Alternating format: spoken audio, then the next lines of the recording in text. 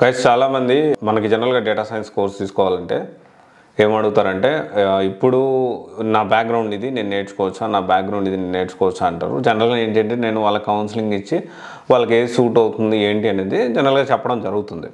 అయితే ఈరోజు ఇప్పుడు ఏంటి అంటే మనకి లాస్ట్ కొన్ని మంత్స్లో, లాస్ట్ ఒక 3 months ఆర్ 4 monthsలో చూసుకుంటే డేటా సైన్స్ కోర్స్ నేర్చుకొని జాబ్ తెచ్చుకున్న వాళ్ళ బ్యాక్గ్రౌండ్ గురించి మనం మాట్లాడుకుందాము. సో వీళ్ళందరూ కూడా 360 డిజిట్ ఎంజీలో ప్లేస్ అయిన స్టూడెంట్స్, అంటే అక్కడ ట్రైనింగ్ తీసుకొని ప్లేస్ అయిన స్టూడెంట్స్ లిస్ట్ అయితే. సో వాళ్ళ బ్యాక్గ్రౌండ్ ఏంటి అనేది ఒకసారి ఎవరెవరికి వాళ్ళు జాబులు ఇప్పించగలిగేది వాళ్ళ బ్యాక్గ్రౌండ్ ఏంటి అని మనం చూస్తే, సో శ్రీలక్ష్మి తను వచ్చేసి MTech in radar and microwave engineering, so data సైంటిస్ట్గా వర్క్ చేస్తుంది. తర్వాత వచ్చేసి ఇప్పుడు జాబ్లో జాయిన్ అయింది. So around 9 to 10 lakhs LPA అయితే స్టార్టెడ్. అండ్ తను కూడా నాన్ ఐటీ నుంచి ఐటీలోకి వచ్చింది. తర్వాత వచ్చేసి బీటెక్ మెకానికల్ డెబా చందన్, ఇతను కూడా మెకానికల్ బ్యాక్గ్రౌండ్ నుంచి వచ్చి డేటా సైంటిస్ట్ జాబ్ అయితే చేస్తూ ఉన్నాడు ఇప్పుడు. అండ్ వీళ్ళందరూ కూడా 360 డిజిట్ టీఎంజీ స్టూడెంట్స్, ఇప్పుడు డేటా సైన్స్ జాబ్ చేస్తున్నారు. ఇంకోరు వచ్చేసి Anisha Singh BSc in media science హెచ్బిసిలో డేటా అనలిస్ట్గా చేస్తూ ఉంది.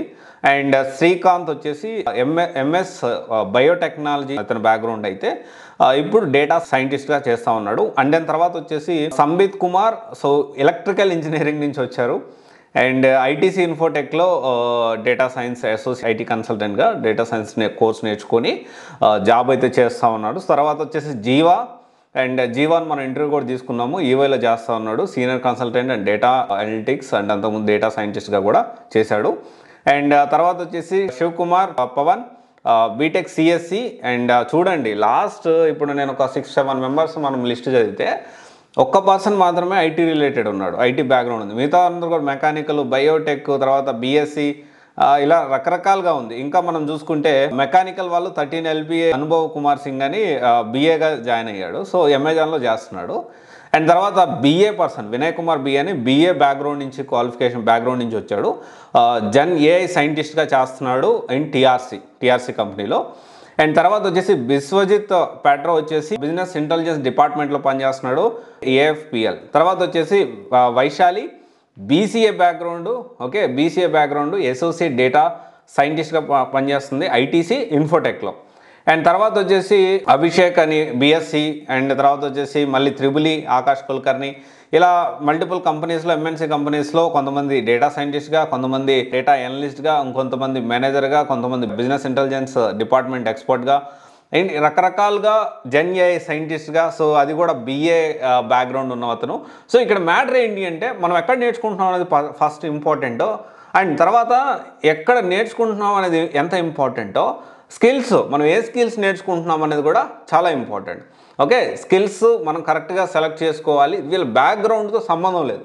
ఓకే బ్యాక్గ్రౌండ్స్ ఆర్ రెలవెంట్ కాదు, కానీ కొన్ని సినారియోస్లో ఏంటి అంటే కొన్ని ఎక్స్ట్రీమ్ సినారియోస్ ఉంటాయి, లైక్ బీఫార్మసీ ఇలాంటి వాళ్ళు కొంచెం ఏంటి అంటే వాళ్ళకు కూడా సూట్ అవుతుంది. బీఫార్మసీ అయినా కానీ, బీబీఏ అయినా, ఎంబీఏ అయినా కానీ స్కిల్స్ నేర్చుకుంటే ఆపర్చునిటీస్ వస్తాయి అనే దానికి ఇది ఒక ఎగ్జాంపుల్గా మీకు చెప్తా ఉన్నాను. So anyone can learn, okay ఎవరైనా నేర్చుకోవచ్చు. If you are out from the college ప్రాపర్గా మంచి ఇన్స్టిట్యూట్ మనం సెలెక్ట్ చేసుకొని మనం ప్రాపర్గా మనం కష్టపడితే ఖచ్చితంగా జాబ్ వస్తుంది. ఓకే ఇది ఒకసారి ఆలోచించండి.